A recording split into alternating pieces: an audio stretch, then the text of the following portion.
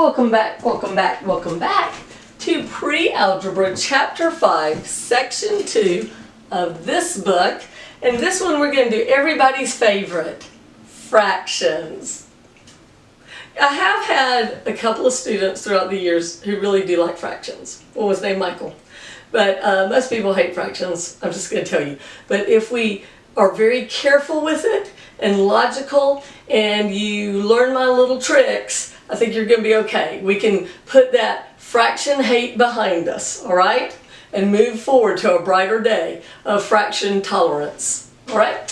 So here's, we get to start easy though this time, because we are going to have this like denominators. Okay, so let's talk about fractions. Whatever's on top is the numerator. Whatever's on bottom is the denominator. I used to have a student call it the demonator because he thought fractions were so evil, demons must have something to do with it.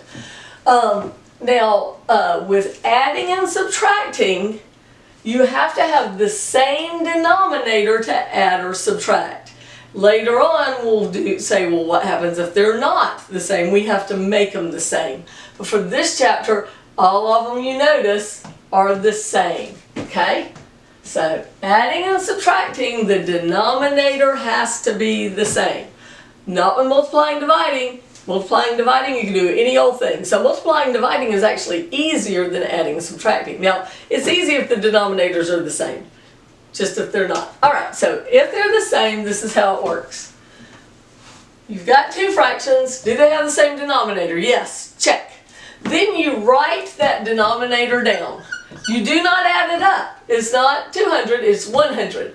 Because you're adding like items. It's like adding some apples and some more apples. We're adding some hundreds and some more hundreds, and what are we going to get? Hundreds. Alright?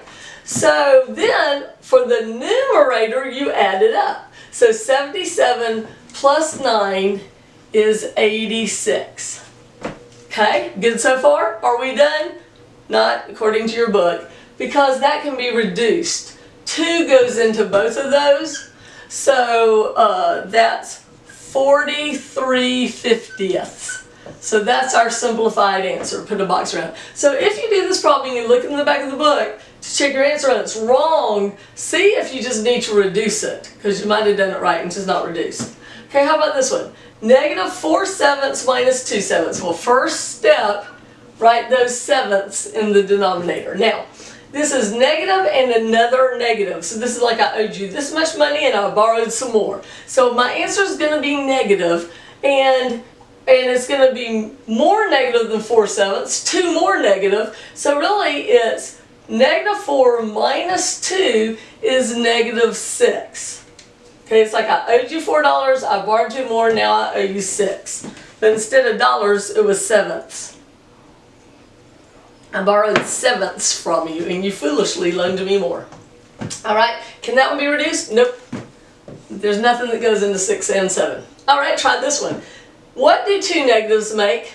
A positive. So before I do anything else with this, I make it look better by writing it as a positive. Oh, isn't that so much better looking? So my answer is 1 plus 3 is 4, tenths go on the bottom. Alright, now, these were the easy ones. If they get more complicated, I like to write them up and down instead of side to side. That helps me keep separate what you do when you multiply and divide, which I write this way, and what you do when you do complicated adding and subtracting, which I write this way. Remember, for me, everything organization is what keeps me straight. So, if it's adding, all I have to do is just add up what's in the ones place. 5 plus 2 is 7. And add up what's in the fractions place. And they're going to be ninths. And I have 5 ninths plus 7 ninths. 5 and 7 is 12. Am I done? No. Because 9 goes into 12 one time. So I'm going to convert the 9 ninths that are here into another 1. It's going to become 8.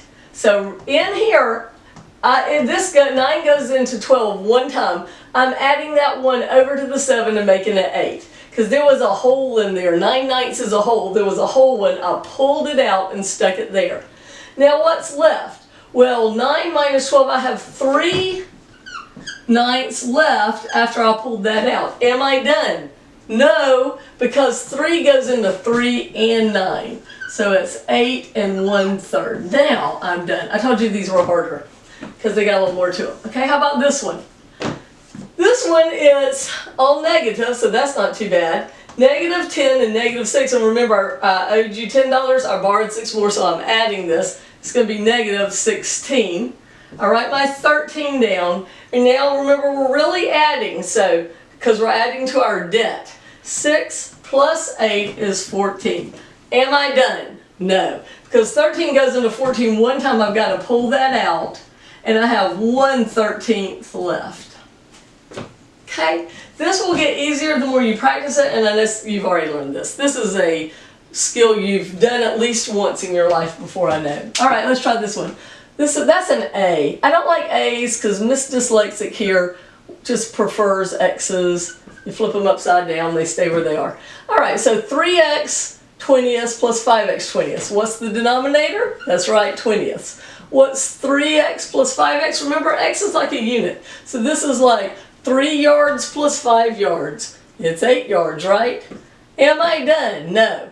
Now I'm going to show you how to do this one, the reducing my other way. 8 is made out of 2 times 4. 20 is made out of 5 times 4. The 4's cancel out. I'm left with a 2 in the numerator, a 5 in the denominator. So this is 2x over 5.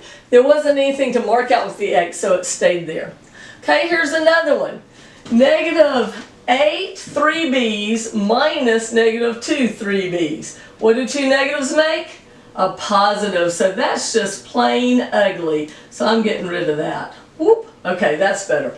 What is the denominator? 3b. Now, what is negative 8 plus 2? Negative 6. Am I done? No. 3 goes into 6 2 times. So that's negative 2 over b. The b is still in the denominator. It can't come up. Don't like b's. They look too much like 6's, which look like upside down 9's. Very confusing to me. I wish they would just stick with x and y. What's wrong with those? Anyway, math is great. See you next time.